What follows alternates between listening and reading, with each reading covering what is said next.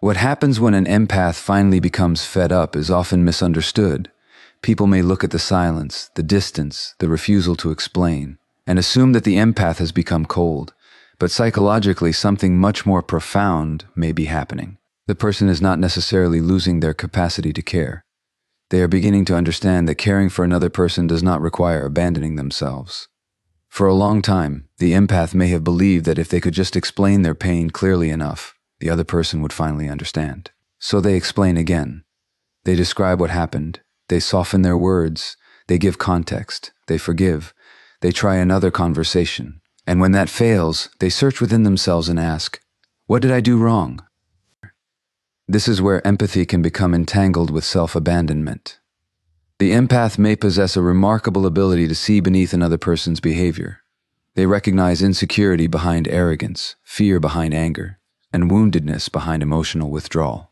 That psychological insight can be valuable, but it can also become a trap when understanding someone becomes an excuse for tolerating what hurts you. Because once you understand someone's wounds, you may begin negotiating against your own boundaries. You say, "They had a difficult childhood." You say, "They don't know how to communicate." You say, "Maybe they're afraid of intimacy." And all of these things may be psychologically possible, but there is a crucial distinction between understanding why someone behaves a certain way and accepting that behavior as something you must continue experiencing. Understanding is not permission. And this is often the moment when the fed-up empath begins to change. They stop explaining. Not because they have nothing left to say, but because they finally recognize that someone who repeatedly disregards their reality does not necessarily need more information. They may already know that they are hurting you. The problem may not be a lack of explanation. The problem may be a lack of accountability. This distinction is psychologically liberating. You don't have to keep presenting evidence for your pain to make your pain legitimate. Think about how exhausting it is to constantly prove that something hurt you. Every conversation becomes a courtroom. You present the facts, you explain your intentions, you defend your emotional response, you anticipate objections. You try to make your experience understandable enough that the other person will finally validate it. But your healing cannot depend upon winning that courtroom. At some point, the deeper question becomes, what do I know about my own experience? That is where self-trust begins. A fed-up empath may discover that their greatest exhaustion was not caused only by the mistreatment itself. It was caused by repeatedly overriding their own perception in an attempt to preserve the relationship. They felt uncomfortable, but they ignored it. They noticed inconsistency, but they rationalized it. They were hurt, but they minimized it. They knew something was wrong, but they kept searching for an explanation that would make the behavior acceptable. Eventually, the psyche reaches a limit, and that limit can look like silence. But healthy silence is very different from passive aggression. It is not designed to punish. It is not a manipulation tactic. It is the withdrawal of unnecessary participation. The empath stops saying, "Please understand me." Instead, they begin saying through their behavior, "I understand myself." That is a profound psychological shift, because when you no longer need another person's agreement to recognize your own reality, you become much harder to manipulate. This is why a fed-up empath can appear suddenly different. The transformation may seem sudden to everyone else, but internally it has usually been developing for a long time. Every ignored boundary, every broken promise, every unanswered question, every moment of emotional exhaustion has been contributing to the realization. The person hasn't suddenly become heartless. They have become conscious of the cost of constantly giving their heart away. And perhaps this is one of the most important lessons for anyone who identifies as highly empathic. Your compassion should include yourself. You can understand someone without rescuing them. You can love someone without chasing them. You can recognize someone's trauma without becoming the place where they repeatedly discharge it. And you can stop explaining yourself when explanation has become another form of self-betrayal. Because sometimes the most powerful sentence an empath can communicate is never spoken aloud. It is simply this: I no longer need you to understand my pain in order for me to honor it. There is a profound paradox in empathy. The very quality that makes a person compassionate, perceptive, and emotionally attuned can also become the doorway through which they are exploited. An empath often notices what other people feel before those people are willing to acknowledge it themselves. They sense tension, they notice changes in tone, they recognize fear underneath anger and insecurity underneath arrogance. But when empathy exists without boundaries, understanding can become self-neglect. The empath begins to believe that because they can understand another person's pain, they are responsible for carrying it. This is where the greatest weakness begins to transform into the greatest strength. For a long time, the empath may have thought their sensitivity was the problem. They may have told themselves, I care too much, I think too deeply, I take everything personally, maybe I need to become less emotional. But the problem is not necessarily sensitivity. The problem is what happens when sensitivity is disconnected from self-protection. A person can be deeply compassionate and still have boundaries. They can understand another person's history without allowing that history to dictate how they must be treated. They can recognize someone's wounds without volunteering to become wounded alongside them. This distinction is essential, because when an empath becomes fed up, they don't necessarily lose their empathy. They begin directing some of that empathy inward. They start asking questions they previously avoided. What is happening to me in this relationship? Why am I constantly exhausted? Why do I feel responsible for maintaining everyone's emotional stability? Why do I understand their pain so easily, but struggle to acknowledge my own? These questions change the psychological landscape. The empath begins discovering that compassion without limits can become a form of self-abandonment. And once that realization becomes conscious, the old pattern becomes much harder to maintain.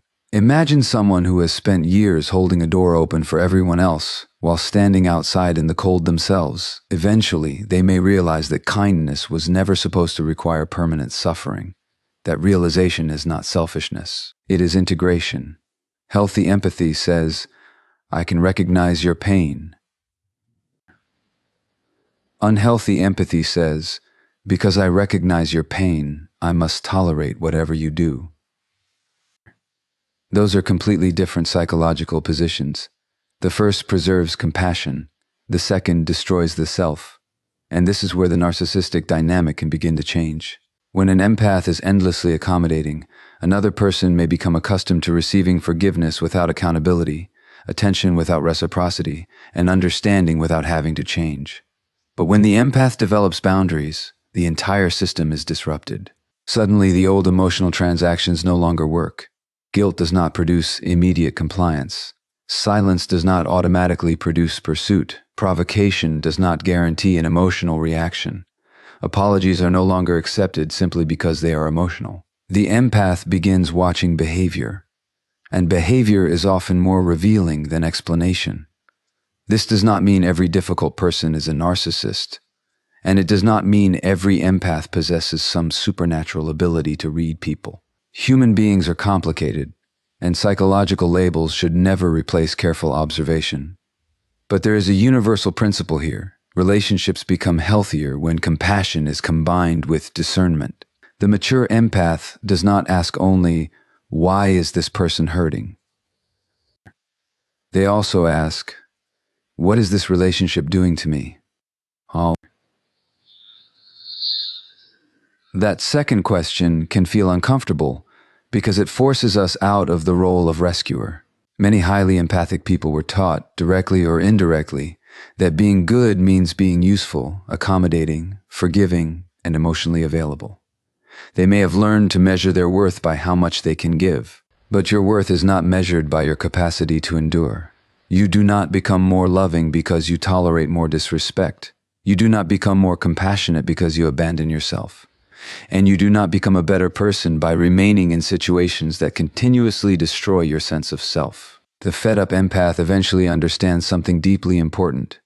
Boundaries do not destroy empathy, they protect it. Without boundaries, compassion becomes exhaustion. With boundaries, compassion becomes choice. And when empathy becomes a choice rather than an obligation, it becomes much more powerful. The empath is no longer saying, I must save you because I understand you. They are saying, I understand you, and I still choose what I will and will not allow into my life. That is not the death of empathy. That is empathy finally becoming wisdom. There comes a point in a painful relationship when the desire to be understood becomes exhausting. You have explained yourself. You have described what hurt you. You have asked for honesty. You have tried patience, compassion, and another conversation, and eventually something inside you becomes quiet. Not because you have stopped caring, because you have stopped believing that more words will create a different reality. This is where silence takes on a completely different meaning. For the wounded empath, silence can initially feel frightening.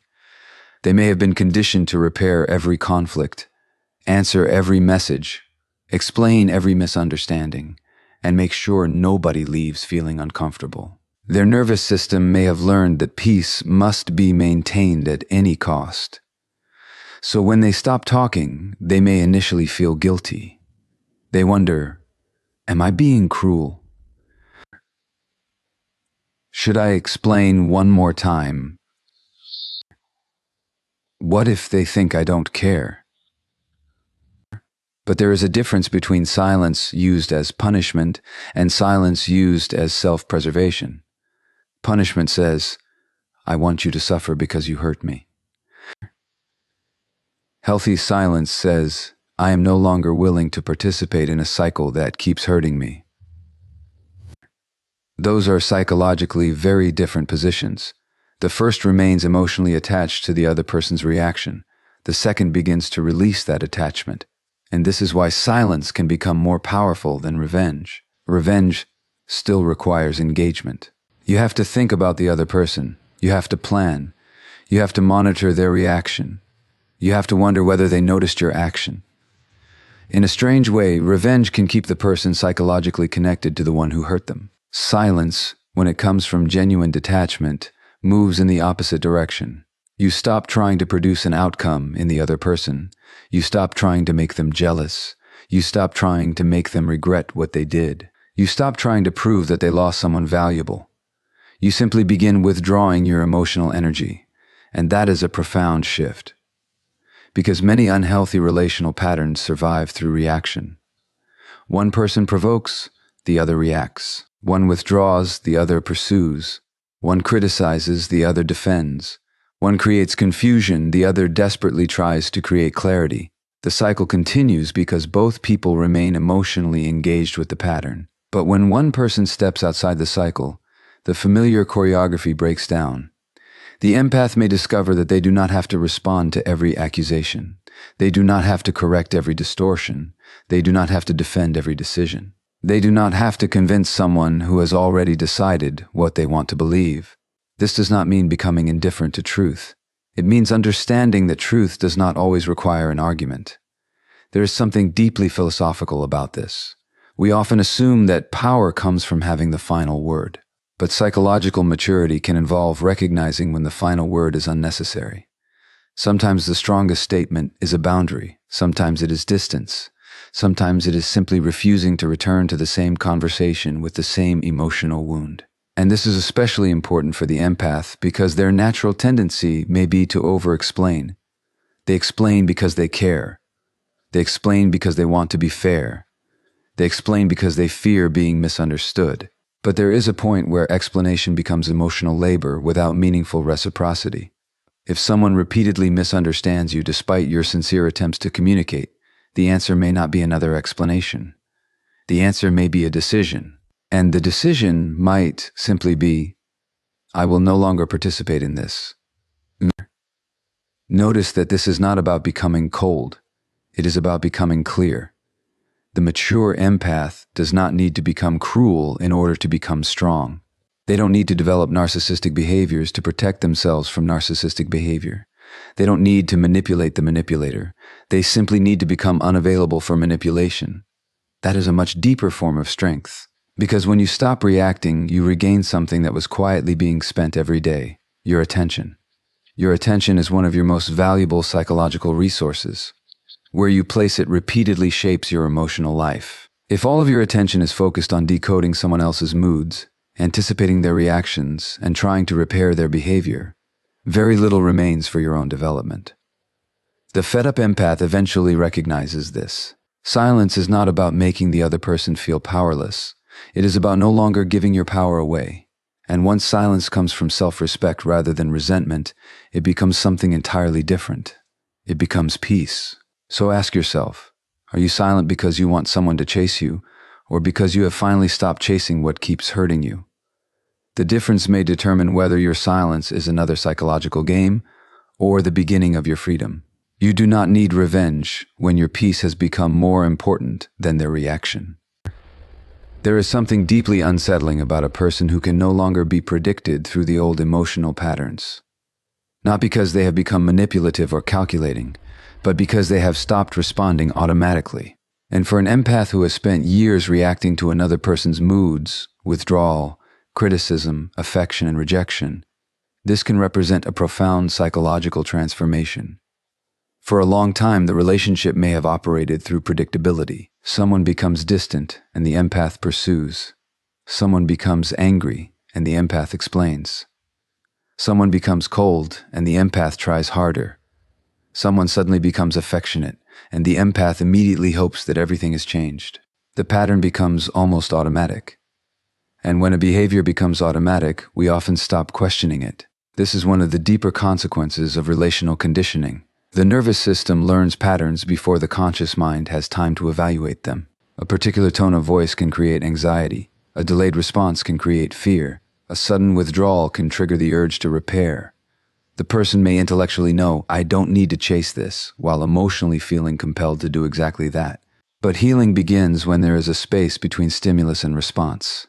Something happens, and instead of immediately reacting, the empath pauses. They notice the feeling, they notice the impulse, and then they ask, do I actually need to act on this?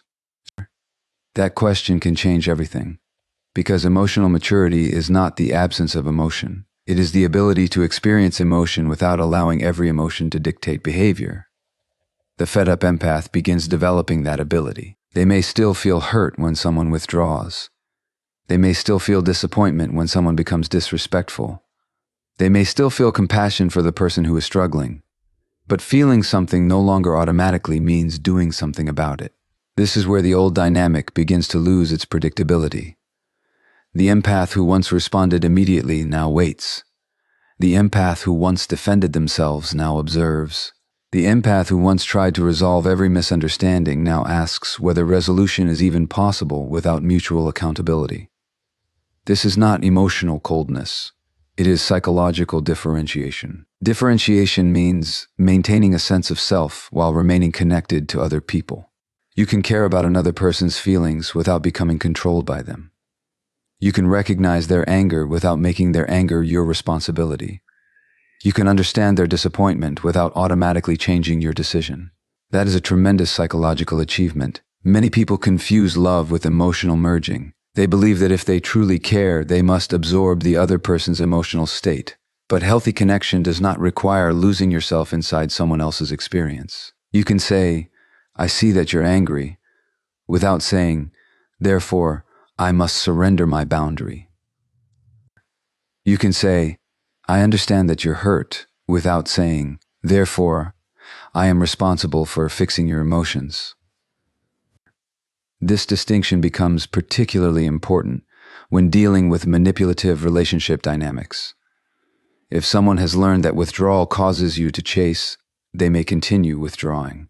If criticism causes you to over-explain, criticism can become a tool for keeping you engaged. If guilt causes you to surrender boundaries, guilt becomes an effective method of control.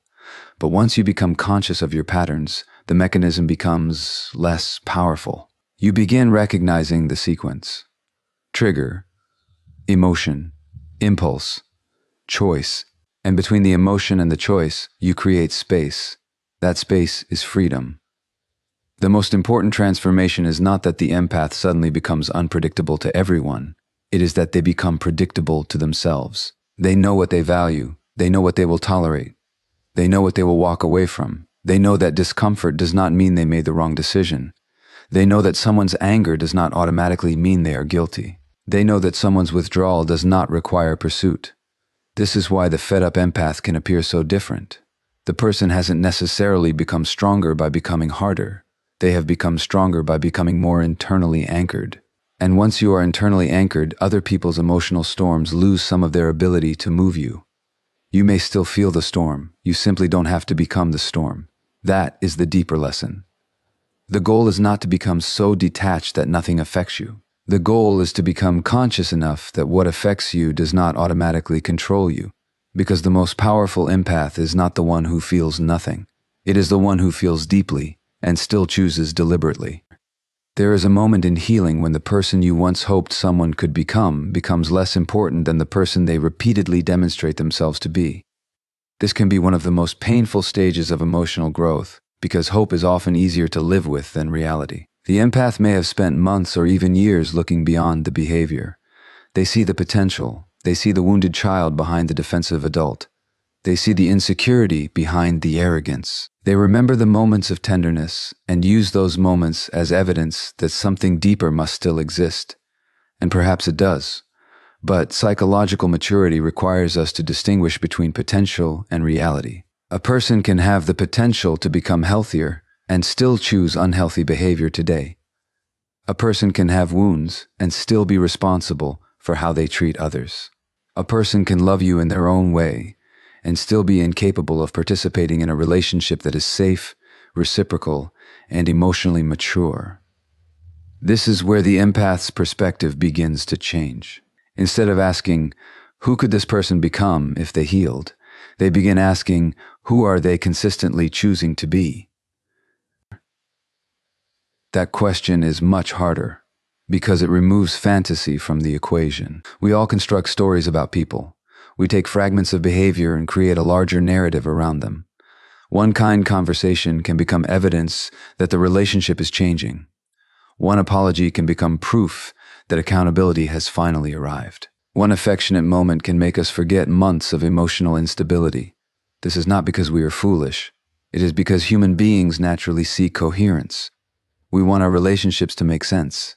We want to believe that the pain has meaning and that our investment will eventually produce something beautiful. But sometimes the story we are protecting is more painful than the truth we are avoiding.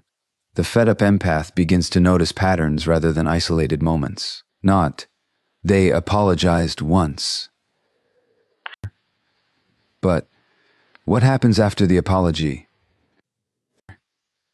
Not, they said they love me. But, how do they behave when they are frustrated with me? Not, they promised they would change. But, what evidence of change exists when nobody is watching? This is where behavior becomes more informative than intention. Intentions matter, but relationships are experienced through behavior. Someone may genuinely feel remorse and still lack the emotional capacity to change. Someone may genuinely care about you and still repeatedly violate your boundaries. Someone may genuinely struggle with trauma and still create trauma for another person.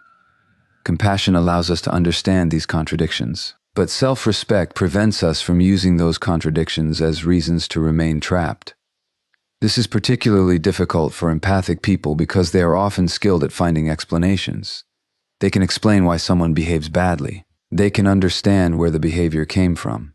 They can imagine what the person must have experienced in childhood. But explanation can become dangerous when it replaces discernment. Knowing why someone hurts you does not mean you have to remain available to be hurt. That distinction is liberating. It allows you to hold two truths at once. Yes, this person may have suffered. And yes, their behavior is still unacceptable to me. You don't have to choose between compassion and boundaries. You can have both. This is what happens when the empath stops seeing potential and starts seeing reality. Their perception becomes less romanticized and more grounded. They stop asking, how can I help this person become who I know they could be? And they begin asking, what kind of relationship actually exists here? That shift brings grief, because sometimes healing requires mourning not only the relationship you experienced, but the relationship you imagined. You may have to grieve the future you pictured, the version of the person you waited for, the apology you hoped would come, the emotional safety you believed would eventually emerge. And grief is not evidence that leaving was a mistake. Sometimes grief is simply the emotional price of accepting reality. The fed-up empath eventually learns that love cannot be built entirely on potential.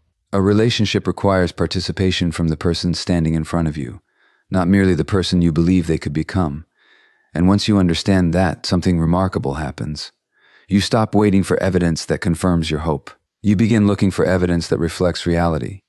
You become less impressed by promises and more attentive to patterns, less interested in words and more interested in consistency, less focused on what someone says they feel and more aware of what their behavior repeatedly communicates. That is not cynicism.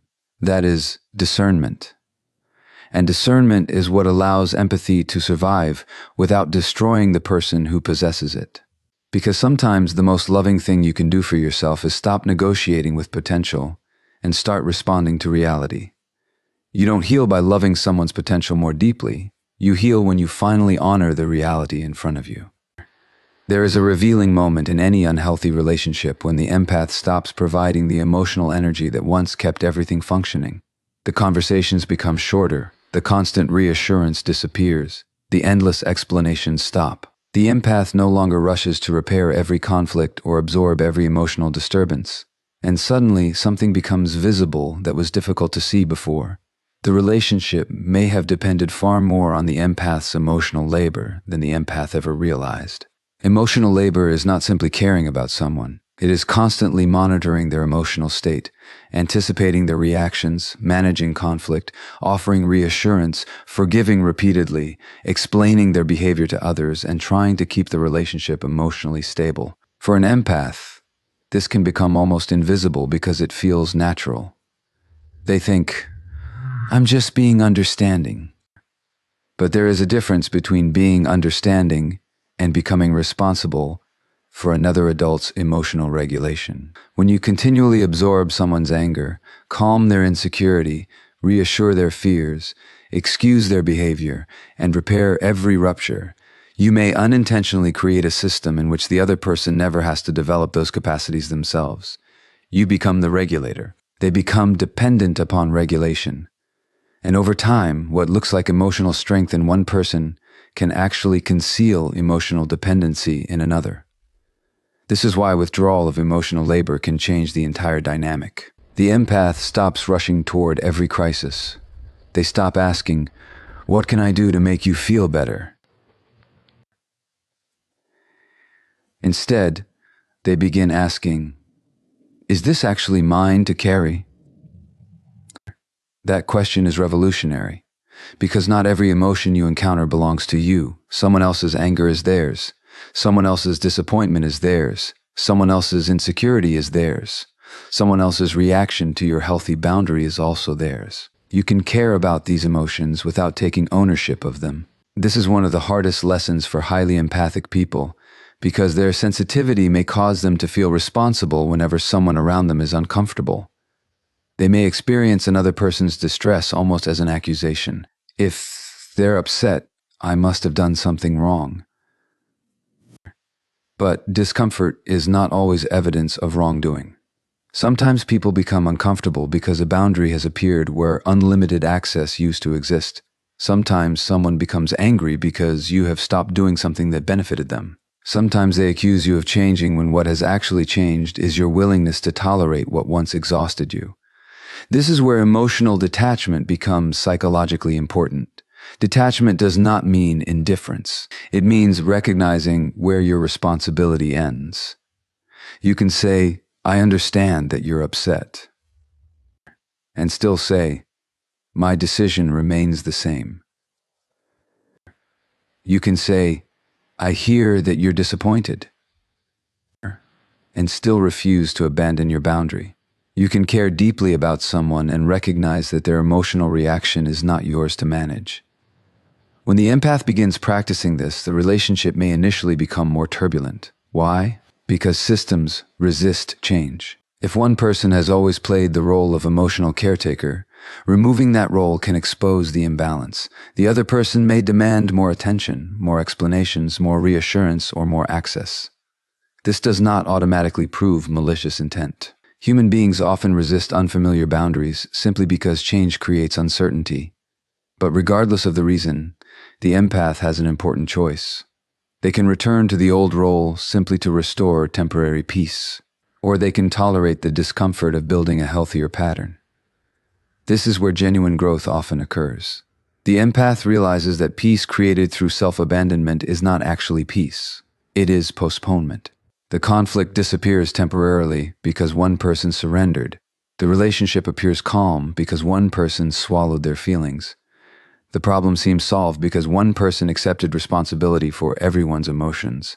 But eventually the cost arrives in the form of exhaustion, resentment, anxiety, and loss of identity.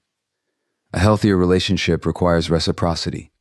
Both people must be capable of reflection. Both people must be capable of accountability. Both people must learn to regulate themselves. Both people must respect boundaries. The empath does not need to become the emotional parent of another adult. And this is why withdrawing emotional labor can be so transformative. It does not necessarily destroy the relationship. It reveals the relationship. If the connection becomes healthier when both people take responsibility, there is room for growth. If the connection collapses because one person refuses to carry everything anymore, then the collapse tells you something important. It tells you what the relationship was actually resting upon. The fed-up empath eventually understands that love should not require permanent emotional exhaustion. You can support someone without carrying them. You can listen without absorbing. You can love without rescuing. And you can walk away from emotional chaos without becoming a cruel person. The deepest form of empathy is not carrying another person's pain until you disappear. It is caring without abandoning yourself.